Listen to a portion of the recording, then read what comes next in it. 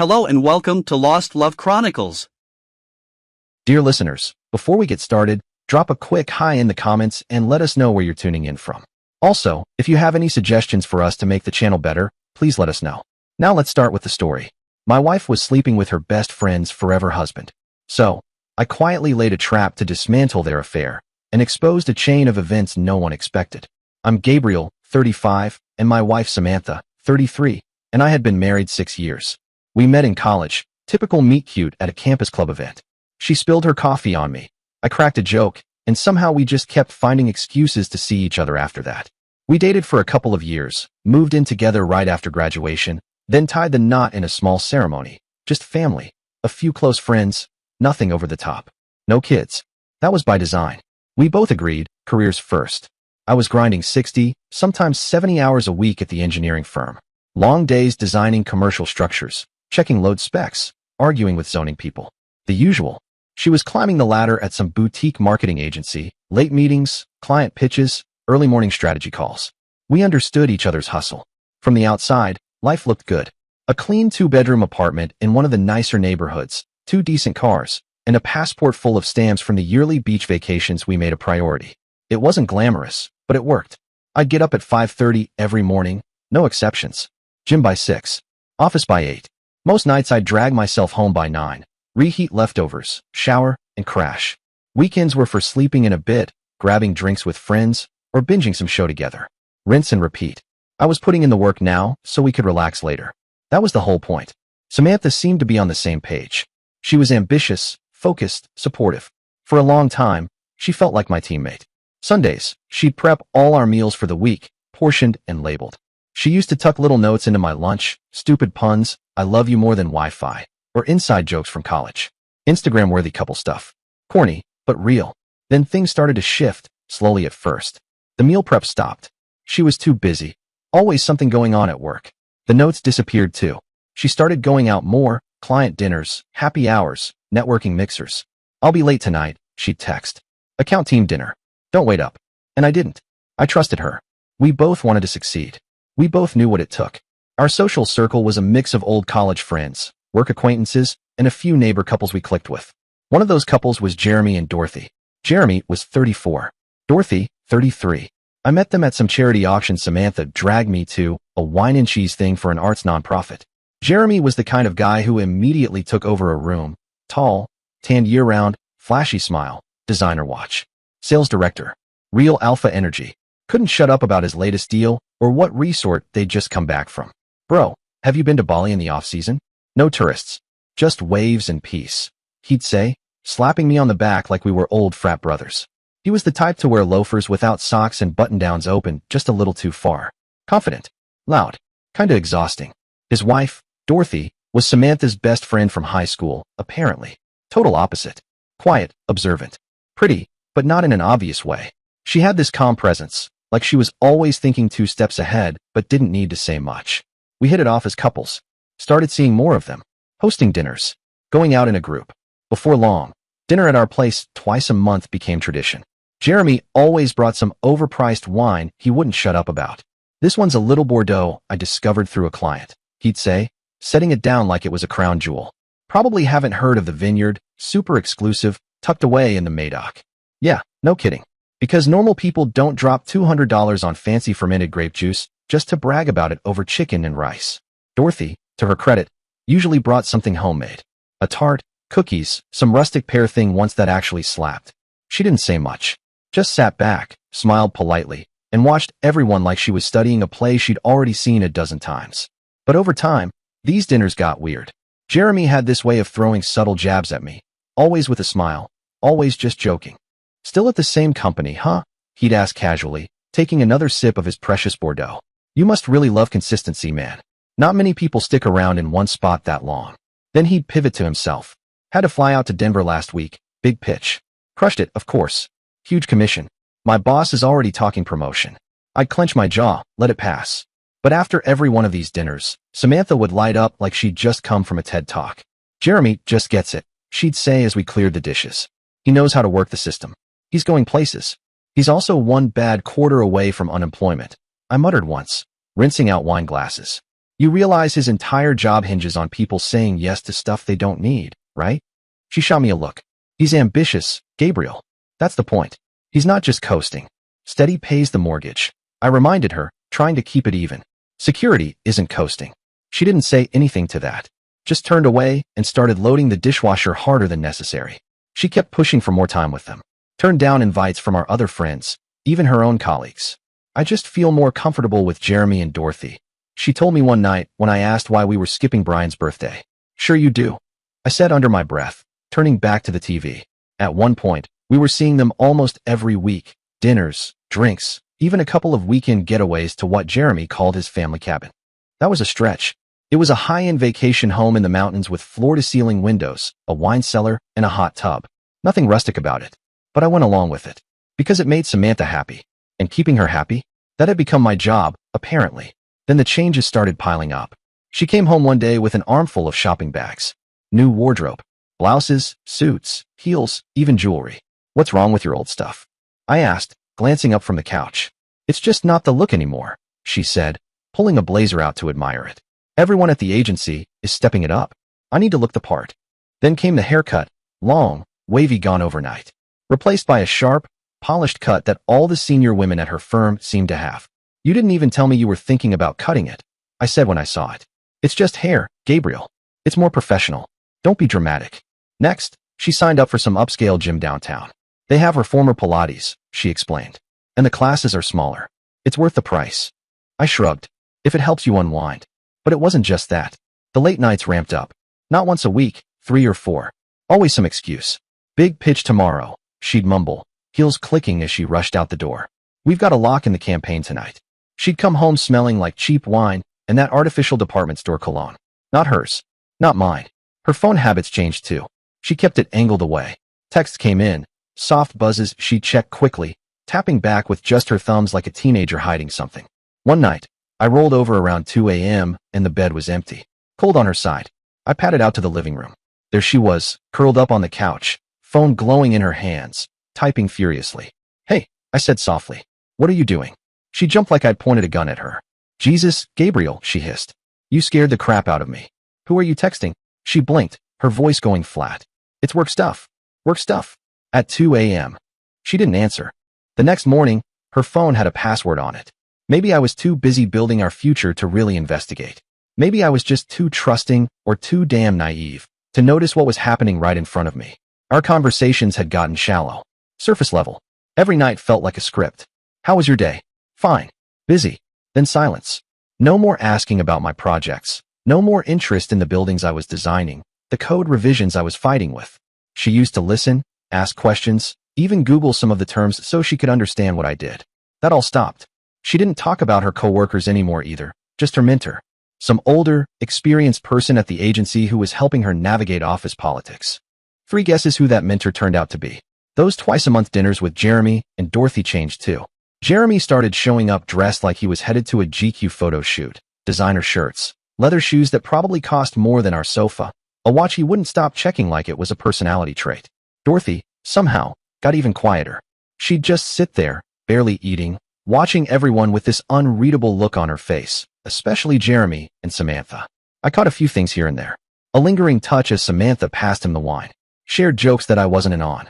The kind of eye contact people don't make by accident. But I brushed it off. We'd been married 6 years. We had history. A lease, a future, a freaking joint checking account. She wouldn't throw that away. Not for some slick-talking douchebag in Gucci loafers. Would she? I was wrong, obviously. But I didn't know how wrong. Not until Dorothy decided to blow up all our lives on a completely random Tuesday afternoon. It started like any other day. I was deep into calculations for a new high-rise project. Stressing over column load tolerances and zoning limits. My phone buzzed. Dorothy. Weird. She never texted me. Need to talk. Not over phone. Riverside Cafe at 1 p.m. important. I stared at it for a second. We weren't friends like that. Barely spoke one-on-one. Always with Jeremy or Samantha around. But something about the message felt off, sharp, urgent. I texted back. Okay. I told my boss I had a personal emergency. Dominic's cool. No questions. I've banked enough 12-hour days to buy some grace. By 12:50, I was parked outside Riverside Cafe, wondering what the hell this was all about. When I walked in, I spotted her immediately, back corner, tucked away like she didn't want to be seen.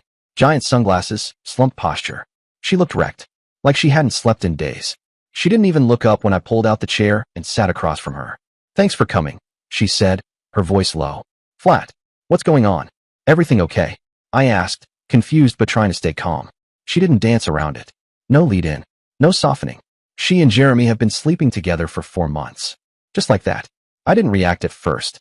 I couldn't. My brain stalled, like a frozen screen. Her voice kept going, but I couldn't catch the words. I just sat there, staring, trying to breathe through the static buzzing in my head. Then she reached into her bag and pulled out a manila folder. Slid it across the table without a word. She finally took off her sunglasses. Her eyes were red, puffy. She'd been crying hard. I opened the folder. It was meticulous. Hotel receipts. Screenshots of texts. Photos of them going into hotels together. Timestamps matching exactly with the nights Samantha said she had client dinners or overnight work trips. One photo had them kissing in Jeremy's car. Another showed them walking into the downtown Marriott, hands barely touching, but close enough. And then I saw the texts. The texts were worse. Explicit stuff. Things I can't unsee, no matter how hard I try. Detailed messages about what they'd done, positions, places, things they wanted to try next time. Sickening. They weren't just cheating. They were bonding over it. Planning vacations together for when they were finally free. Samantha talking about how she'd always dreamed of Greece in the spring. Jeremy saying how he wanted to wake up next to her without having to sneak around. Then came the complaints. About me. About Dorothy. "Gabriel's so damn boring. All he does is work. He doesn't live. Dorothy just doesn't get me. She's content being small. She's not like you." My hand started to shake as I flipped through the messages, each one like a punch to the gut. "How did you get all this?" I asked, my voice cracking around the edges. Dorothy didn't flinch. "That's a long story. Doesn't matter."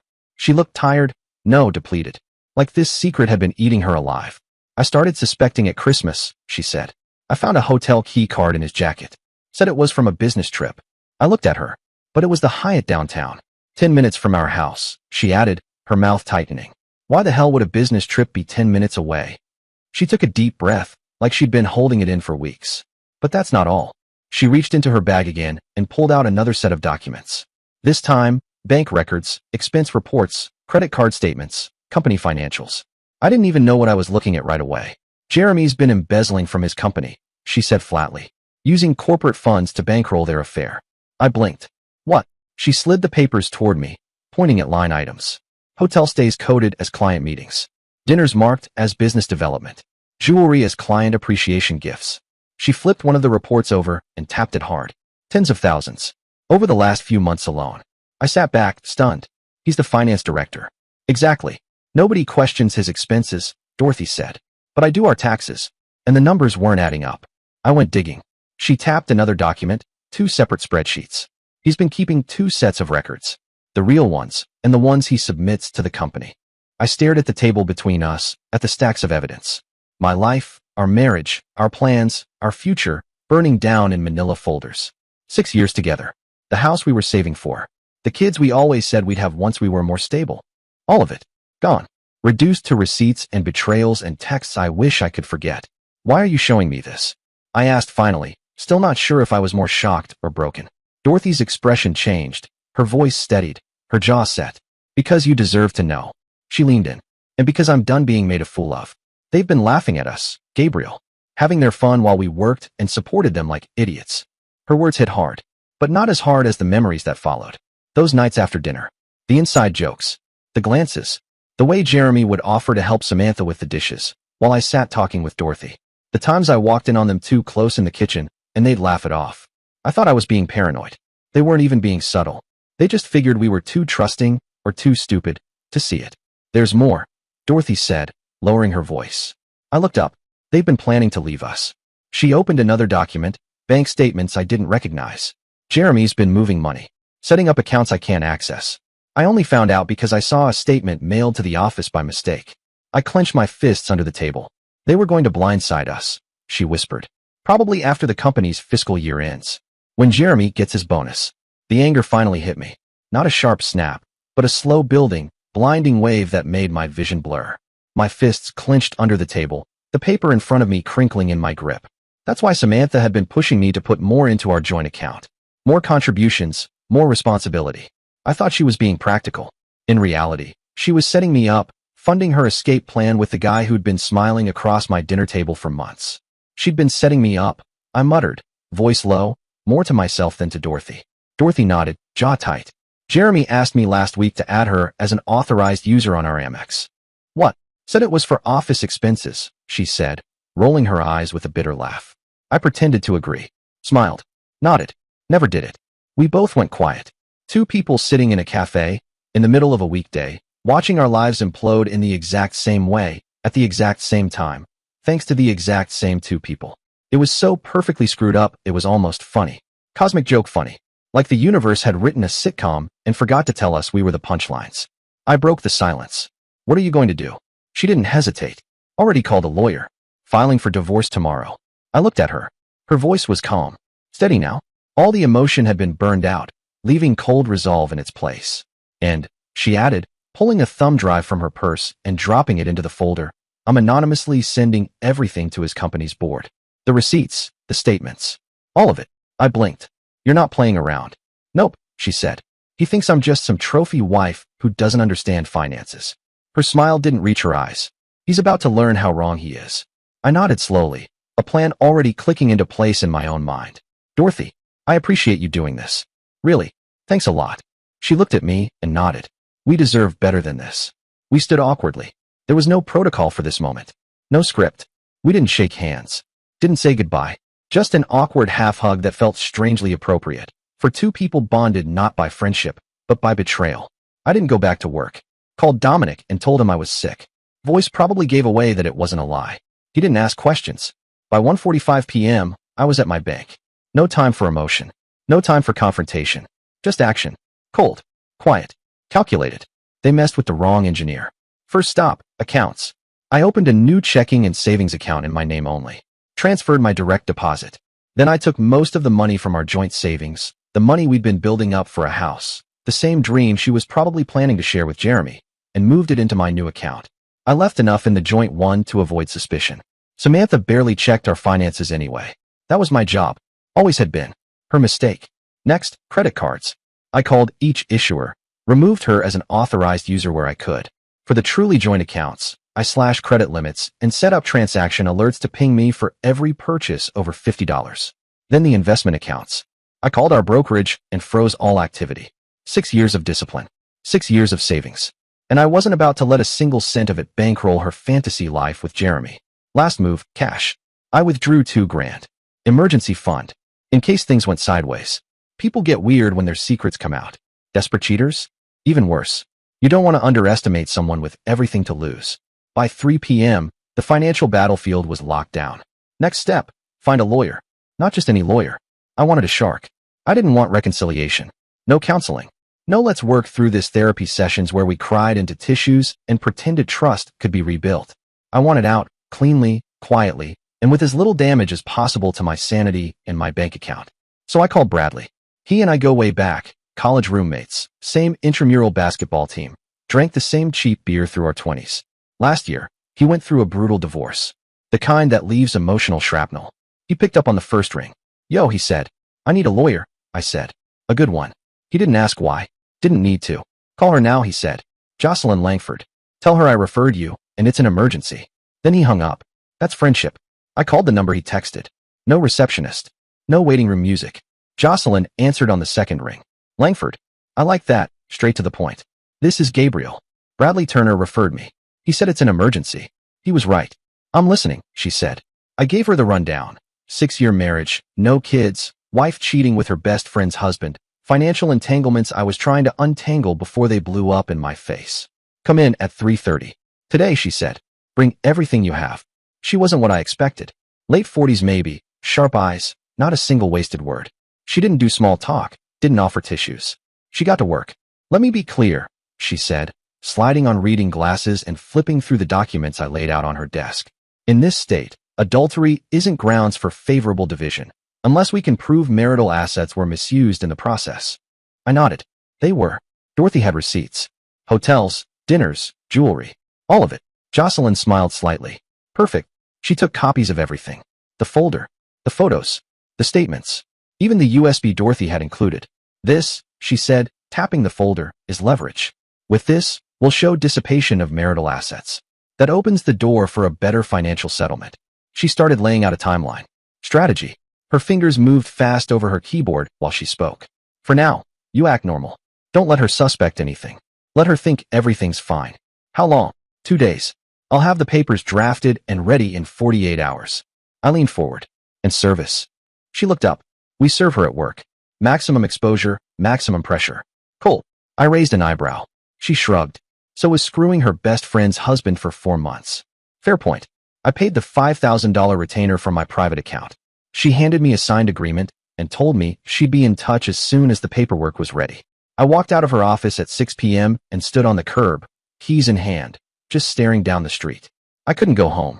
I couldn't look Samantha in the face without wanting to burn everything down. So I texted her. Working late. Don't wait up. Then I drove to Bradley's. His apartment was a 2-bedroom bachelor pad with a view of downtown, half decorated and full of empty energy drink cans. When I knocked on his door with a duffel bag over my shoulder, he didn't say a word. Just opened the door, nodded once, handed me a soda, and pointed to the couch. That's real friendship. No questions. Just silent support when you're falling apart. That night was hell. Bradley left for a few hours, to give me space, I think. I sat out on his balcony with the soda in one hand and my phone in the other, scrolling through photos like some masochist. Samantha and me in Thailand last year. At my parents' anniversary party. Building that stupid IKEA bookshelf that almost caused a fight big enough to end us, before the affair actually did. 6 years of memories. All poisoned now. Ruined. For what? For some soft dude with a perfect haircut and a fake tan. My phone buzzed. From Samantha. Working late again. There's leftover pasta if you're hungry. Buzz. You coming home soon? Buzz. Thought we were going to watch that show tonight. Buzz. Everything okay? You're being quieter than usual. Each message made me angrier. The casual normalcy of it all. The way she was living a double life with zero shame. Like she still had the right to ask where I was. I didn't respond. Let her wonder. I wasn't playing games. I just didn't have the energy to pretend anymore. Instead of replying to her texts, I messaged my boss. Need to take a few personal days. Something came up. Thanks for understanding. Dominic was good people. I knew he wouldn't ask questions. Then I powered my phone off completely and cracked open the soda Bradley had handed me the night before. Not my proudest moment. Sitting on someone else's couch in a borrowed t-shirt, chugging a flat Coke like a shell of myself. But sometimes you've got to hit pause on life before you can even think about hitting play again. The next day, I got to work, not on forgiveness, not on healing, but on logistics. I spent the entire day organizing. Made lists of all our shared property, assets, bank accounts, insurance policies. I opened my laptop and started locking down everything that had my name on it. Passwords. Changed. Email. Secured. Cloud storage. Wiped and backed up. Social media accounts? Locked down tight. I even backed up years of messages, photos, and important docs, just in case. This wasn't just about spite. It was about being prepared. I didn't know what Samantha might do once the house of cards started collapsing, and I wasn't about to get blindsided again. Everything I did methodically. No emotion. Just execution. When I finally turned my phone back on that evening, it lit up like a Christmas tree, 28 missed calls and texts from Samantha. The messages started casual. Hey babe, where are you? Then they shifted to concern. You okay? Please text me. I'm getting worried. Then they turned sharp. Why are you ignoring me? This isn't like you. You're being an a-hole. I sent one reply. Busy with work. Staying at Bradley's to focus on a project. Back in a few days. The response came instantly. What project? Why didn't you tell me? This isn't like you. Isn't like me. The irony of her saying that after sneaking around behind my back for 4 months, after proving she never really knew me at all, was almost laughable. I didn't respond. By day 3, Jocelyn came through. Like clockwork. She'd worked fast, surgical precision, no fluff. The divorce filing laid everything out in cold, humiliating detail. There were no accusations, no colorful language. Just facts. Dates. Locations. Expenses. Every receipt and screenshot Dorothy had collected, neatly inserted like bullets in a legal gun. This wasn't a soap opera. It was war by documentation. Jocelyn arranged for the papers to be served at Samantha's office. 2 p.m. sharp. Right after lunch, she said with a small smirk, when everyone's back at their desks. Petty, I asked. Jocelyn shrugged. Strategic. I couldn't argue with that. At 1:45, I was sitting in a coffee shop across from Samantha's building. One of those quiet little third-wave joints with Edison bulbs and overpriced muffins. I ordered an Americano, sat by the window, and waited. At 1:58, I saw her, the process server. Professional-looking woman in a navy blazer, manila envelope in hand, walking through those glass double doors like she belonged there. I stared at the entrance. My coffee went cold. At 2:24 p.m., my phone blew up. Samantha. Call after call. She was panicking. It was done. I declined every call, let them ring out. Just sat there, watching. Let her stew in it. At 2:40, she came tearing out of the building, mascara streaked down her face, eyes wide and frantic. Her phone was pressed to her ear, her mouth moving fast. Probably Jeremy on the other end. I imagined him in some glass office, panicking too. I sipped what was left of my coffee. And I smiled. Not out of joy. Not out of cruelty. Just relief. A strange calm washed over me. The storm had hit. And I was still standing. That night, she found me. I still don't know how. Maybe she called around. Maybe she guessed. Maybe one of our mutual friends cracked. But around 8 p.m., someone knocked on Bradley's door. I was on the couch again, still in the same hoodie, the lights dim. Bradley had gone out again, giving me space. The pounding started around 8 p.m. heavy. Frantic. Desperate. I didn't even have to check the peephole. I knew it was her. Still, I looked. Call it confirmation. There she was. Samantha. A wreck. Hair wild like she'd run through a wind tunnel. Makeup smeared. Eyes red and swollen like she'd been crying for hours. I opened the door, but I didn't step aside. No way she was coming in. She tried to push past me, hands out, shrill and panicked. How could you do this to me? She shrieked. I didn't move. I didn't flinch. Serving me at work? In front of everyone, she spat. You humiliated me. Her voice cracked, wobbling between outrage and heartbreak. But I stayed calm. Stone still. I think that pissed her off more than anything. I kept my tone even. Cold. From now on, communicate through my lawyer. Her mouth opened, closed, and opened again. Then the performance shifted. The tears came, forced at first, then real. Shoulders shaking, voice trembling, lips quivering. It was a mistake, she whispered. Jeremy meant nothing. It didn't mean anything, Gabriel. We can fix this. We can try. Please. I laughed. Laughed right in her face. You planned a whole future with him, I said, low and sharp. I have the texts, the hotel receipts, the photos. You meant every second of it. And just like that, the mask dropped. She went from crying to calm. Ice cold calm. Scary calm. Her voice low. This isn't over. You have no idea what you're doing. I looked her straight in the eye and closed the door. Her last words hung in the air like smoke. On the other side of the door, I heard her scream, raw, angry, and then her footsteps retreating down the hall. I didn't care. That night, I slept like a baby. Because my life wasn't burning down. Not anymore. The garbage part of it was. And I was more than ready to let it burn. Yes, in Adele's voice. 3 days after Samantha got served, Jeremy decided it was his turn. I was heading to my car after work, feeling, for once, surprisingly productive, when I spotted him. He was leaning against my car, arms crossed, one leg kicked out, trying way too hard to look casual in a designer suit. Checking his watch like he had anywhere more important to be. Jeremy, the man who slept with my wife. The man who used company money to pay for hotel rooms and champagne for her. The man who smiled in my face while stabbing me in the back. I froze for half a second. I could have turned around. Could have walked back into the building, avoided the scene, avoided the charge if I put him on the pavement. But screw that. This was my car. My workplace. My life. I wasn't going to give him that kind of power. As I approached, he straightened up, tried on that fake sales bro smile. The one that probably got him promotions and side pieces. But up close, he looked like hell. Tie crooked. Eyes sunken. The man looked like he hadn't slept in days. I guess Dorothy leaving him wasn't going so smoothly. Good. We need to talk about this situation, he said, trying to sound reasonable. It's gotten out of hand. I didn't say anything. Just set my laptop bag down on the hood of my car and stared at him, letting the silence get uncomfortable. A trick I picked up during negotiations. The first person to speak usually loses. So I stood there, silent, still, eyes on him. Let him sweat. Jeremy cracked first, obviously. Look, man, I know you're upset, he said, with this forced calm like he was trying to de-escalate a customer complaint. But these things happen, all right? Marriages drift apart. People find connections elsewhere. He actually used air quotes on connections. I could barely believe it. And Samantha, he added, voice dropping like he was confiding something deep. She needed someone to satisfy her. I blinked. Just once. Because I wasn't sure I heard that right. Satisfy her. He repeated, slower this time. Like he was doing me a favor by explaining how he graciously stepped in where I'd apparently fallen short. That was it. That was the moment my restraint snapped like a dry twig. He barely had time to blink before my fist connected squarely with his jaw. One clean, centered, therapeutic punch. He crumpled to the asphalt beside my car, groaning and holding his face like a baby who dropped his ice cream cone. "Samantha's a mess," he whined, trying to sound like we were both victims in some sitcom episode gone wrong. He lowered his voice, glancing around like he didn't want to draw attention. "Did you really have to humiliate her at work?" I wiped my hand on my jeans and stared down at him.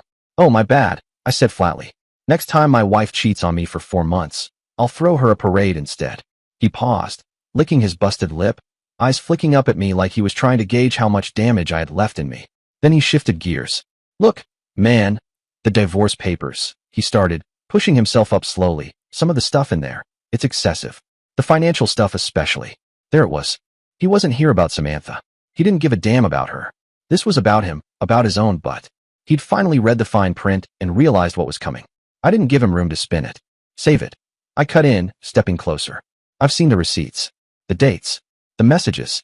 Tell me, does your company know you're using their money to fund your affair?" He stood fully, brushing dirt off his overpriced suit. His face twisted into something like defiance. "You need to be very careful about making accusations," he said, squaring up. "That's a dangerous road." I didn't move. I leaned in, voice quiet and deliberate. "Make a move," I said. "Please, give me a reason." His confidence evaporated. He took a half step back. Like a balloon with a slow leak, all his bravado just fizzled out. "For what it's worth," he muttered, "you're making a mistake." "No," I said, cold and steady. "You made the mistake. Samantha and I are both screwed, right?" I let that hang a second, then added, "How's Dorothy, by the way?" He blinked. "Heard she's going for the house," I said, walking around him casually. "You've got a sweet wife." Then, with a smirk, "Oh, my bad. Ex-wife." That one landed. His jaw twitched. His eyes darted. He hadn't known. Dorothy had kept our little meeting under wraps. The man looked like someone just kicked the floor out from under him. "What did you just say?" he snapped. "What the hell do you mean?" I gave him a look over my shoulder. "Enjoy prison, Jeremy," I said, grabbing my laptop bag and unlocking my car. "Prison?" Jeremy scoffed. He tried to laugh, but it came out hollow, cracked, brittle. "For what? Having an affair isn't a crime." I opened the car door, slid in without breaking eye contact. "Embezzlement is," I said flatly. And with that, I shut the door and drove away, leaving him standing there in his overpriced suit, trying to do the mental math on just how deep in shit he really was. Spoiler alert, very. That night, Dorothy came by Bradley's place. She showed up with takeout, pad thai and spring rolls, and a USB drive. No small talk, no pretense. She walked in, nodded, and said, "We've got work to do." Bradley was out on a date, thankfully. His place was quiet, which gave us the space we needed. We sat at his dining table and dumped everything out, laptop open, folders spread, papers arranged like we were prepping for war. Because, in a way, we were. The USB drive held gold. Hotel receipts, itemized expense reports, corporate credit card statements, fake client meeting logs, even emails from Jeremy's work address backing up his fake itinerary. It was staggering. Dorothy was in her element. Precise. Unflinching. She moved through spreadsheets and ledgers like a surgeon. Turns out, she had a degree in accounting and had worked in forensic auditing before she married Jeremy. Why am I not surprised? I muttered, watching her flip through color-coded tabs like it was a second language. She gave a small shrug. "It's been a while, but fraud leaves patterns." And he got lazy. She pointed to a series of highlighted charges. "He's been doing this for years.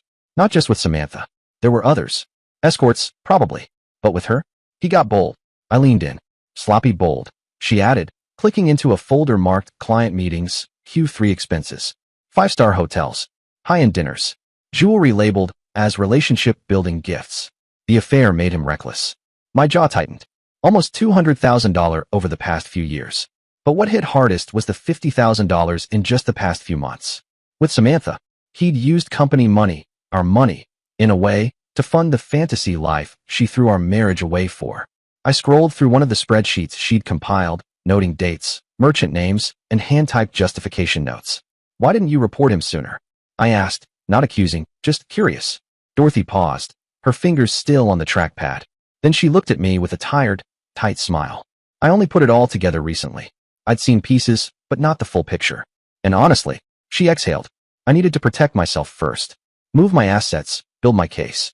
I wasn't going to go down with him." Smart woman.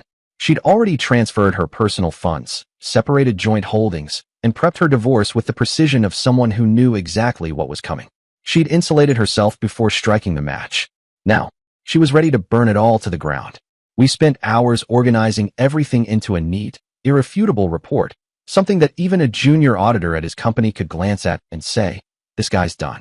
We matched hotel stays with calendar appointments, compared credit card transactions against claimed meetings. We even had phone logs, calls to Samantha during supposed client meetings. GPS data from Jeremy's company car showed trips to hotel parking lots, not client offices. Bank statements aligned perfectly with the gifts Samantha had been flaunting over the past few months, jewelry, spa days, even that designer bag she claimed was a bonus from her agency. Everything clicked into place now. He always treated me like arm candy, Dorothy muttered as we packed everything into folders and zipped files. The pretty trophy wife who handled dinner reservations and smiled at company galas never realized I understood financial fraud better than he did. I looked at her with newfound respect. She wasn't just getting even. She was going for the jugular, with data and precision. By midnight, we had it all, compiled, encrypted, airtight. Dorothy had created a burner email account using a VPN and had our recipient list queued up, Jeremy's company board, the finance department, their third-party auditors, even a contact at the SEC. The plan was simple. Hit send and wait for the corporate apocalypse. I hovered over the mouse. You sure about this? I asked her, glancing at her face. She didn't hesitate. He stole from his company, she said, her voice low and hard. That's not revenge. It's justice. She was right. This had gone beyond us, beyond the cheating, the lies, the betrayal. Jeremy had crossed a legal line, and it was time someone held him accountable. I clicked send, and just like that, the fuse was lit. We cracked open some drinks, toasted silently, and waited. The response was faster than we'd even hoped. By 9 a.m. the next morning, Dorothy got a call from her friend who worked in Jeremy's building. It's happening, she said breathlessly. Security and 2 senior execs just walked into his office. No smiles. Jeremy's computer was taken. His access badges disabled. They escorted him out of the building like a bad extra in a Netflix drama, cardboard box in hand, stuffed with a desk plant, a family photo, and whatever dignity he had left. By the afternoon, office chatter was already shifting to financial irregularities and an ongoing investigation. By evening, Jeremy was blowing up Dorothy's phone. Voicemail after voicemail, his voice climbing higher with each one. She played one for me on speaker. Dorothy, please. It's not what it looks like. I can explain everything. We just need to talk. Please call me back. I raised an eyebrow. She deleted it without blinking. First blood drawn. But we were just getting started. It's amazing how quickly a life can unravel when the right threads are pulled. Jeremy's thread? Pulled, yanked, ripped. Within 48 hours of our anonymous email, his company had launched a full-scale internal investigation. By the end of the week, they brought in outside counsel and a forensic accounting team. This wasn't just damage control. They were building a case. Meanwhile, on my end, things were moving just as fast. Jocelyn had turned into an assassin in heels. Our initial hearing came up sooner than expected. And Jocelyn came prepared, meticulously, ruthlessly prepared. She laid out the timeline. When the affair started, where it unfolded, how often it happened. Every hotel receipt. Every gift purchase. Every text where Samantha and Jeremy laughed at me behind my back while spending the savings I'd worked so hard for. And then Jocelyn went in for the kill. Your Honor, she said, firm and clear, Mr. Weber's wife wasn't just committing adultery. She was actively spending marital funds to do so. Jocelyn continued, cool and direct, her voice slicing through the courtroom like a scalpel. The defendant's lover, currently under investigation for embezzlement, was using company money to fund their relationship. The judge didn't flinch, just kept nodding and scribbling notes. Samantha's lawyer, a baby-faced guy who looked like he still used acne cream, tried to chime in. Your Honor, I'd like to argue that the affair itself is irrelevant to the division of. Jocelyn didn't even let him finish. Her lover is under criminal investigation for financial fraud that funded their affair. This directly impacts marital asset valuation and discovery. That got the judge's attention. He looked up and adjusted his glasses. Expedited financial discovery is warranted, he said, scribbling faster. And a fast-track divorce hearing as soon as documentation is complete. I glanced sideways. Samantha sat frozen, mascara smudged beneath her eyes, lips parted slightly like she was still trying to process the words being said about her. Like this couldn't possibly be her life. Like she was the victim here. Welcome to consequences, honey. Outside the courtroom, she tried to approach me. Gabriel, please, her voice cracked. Her eyes were red and puffy, and for a second, she looked like the woman I used to know. Vulnerable. Lost. I didn't say a word. Didn't slow down. Just walked straight past her like she was a stranger. Like she'd become exactly what she was. The look on her face, the sting of rejection, the collapse of entitlement. almost made the last 6 years of betrayal worth it. At Jocelyn's office, we debriefed. She was already working on subpoenas for financial documents and depositions. The strategy was to lock down assets, finalize the division, and be done with Samantha as cleanly and brutally as possible. While Jocelyn handled that, Dorothy kept me looped in on the growing catastrophe that was Jeremy's life. One night, we met at a little diner way outside the city limits. Neutral territory. Low odds of running into mutual friends or coworkers. She slid into the booth, set down her phone, and said without preamble, "It's worse than we thought." She opened her email and angled the screen toward me. Her lawyer had forwarded a message. Jeremy's company investigation had widened. Executives who had previously approved Jeremy's expense reports were now under review. 3 VPs had already been placed on administrative leave. And the big one, the SEC was formally opening an investigation. Dorothy just sipped her tea, the corners of her lips curled slightly. "He's totally screwed," she said, almost with pity. "Almost." His lawyer called mine today, trying to negotiate the divorce settlement.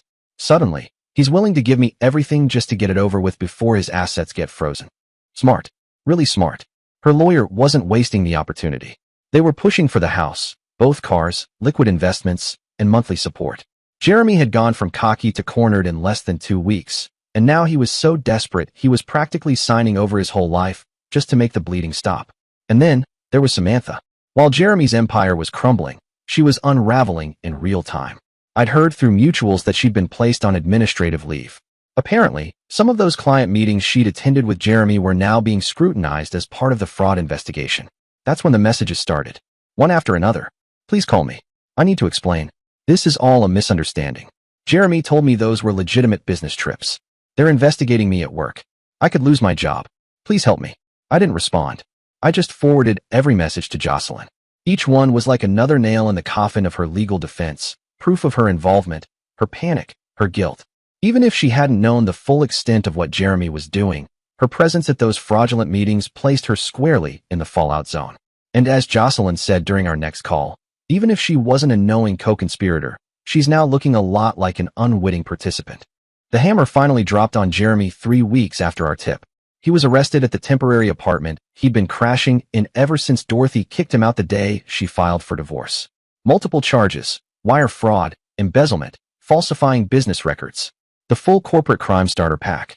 I saw a photo online that someone must have snapped during the arrest. His famously perfect hair was a wreck, and the designer suit was nowhere in sight. Just a wrinkled button-down and panic in his eyes. Could have been a mugshot from a white-collar true crime doc. How the mighty fall. Samantha wasn't arrested, but she wasn't untouched either. Jocelyn got hold of her official statement through discovery. She'd been interviewed by both the company's internal investigators and law enforcement. According to her, she knew nothing. Said she believed all those hotel trips, steakhouse dinners, and jewelry were legitimate business expenses. Maybe she was lying. Maybe she really was that naive. Either way, no one was buying it anymore. Her agency fired her the next day. Loss of confidence. That's what the termination letter said. Translation: "We don't believe you didn't know, but we can't prove it. So we're not risking the PR mess. Pack your desk." With her career in flames and legal fees stacking up, Samantha finally caved. Her lawyer reached out to Jocelyn with a settlement proposal that read like a surrender. I got to keep the condo, my retirement funds, our investments, and most of the joint savings account. She kept her car, her personal belongings, and enough liquid cash to get a studio apartment somewhere off-brand. Honestly, it was more generous than she deserved, but I didn't care anymore. I just wanted to be done. The day we signed the final papers was cold and anticlimactic. 6 years of marriage, trips, fights, birthdays, ambitions, reduced to a stack of documents and some scrawled signatures. She looked awful. Pale. Thinner. Wearing something bland and rumpled from a clearance rack. She kept trying to look at me, maybe hoping for some kind of redemption, or even just acknowledgement. She got nothing. No words. No smile. Not even a nod. Just a pen, a signature, and silence. That night, Dorothy and I celebrated. We chose an upscale place downtown, white tablecloths, candlelight, expensive wine, not one either of us had ever gone to with our exes. It felt clean, unstained. We sat by the window, looking out over the city while toasting our twin escapes. "To justice," Dorothy said, raising her glass. "And to whatever comes next," I replied, meeting her gaze. We didn't talk about Jeremy or Samantha. That chapter was sealed. Instead, we talked about her plan to get back into forensic accounting, my upcoming project, a mixed-use tower in Midtown, her solo trip to the coast next month. Real stuff. forward-facing stuff. And for the first time in what felt like forever, I felt light. Like I could actually breathe.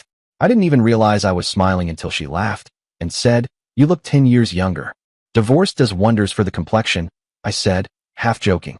I dropped her off at her place, formerly their place, though now fully hers after the divorce.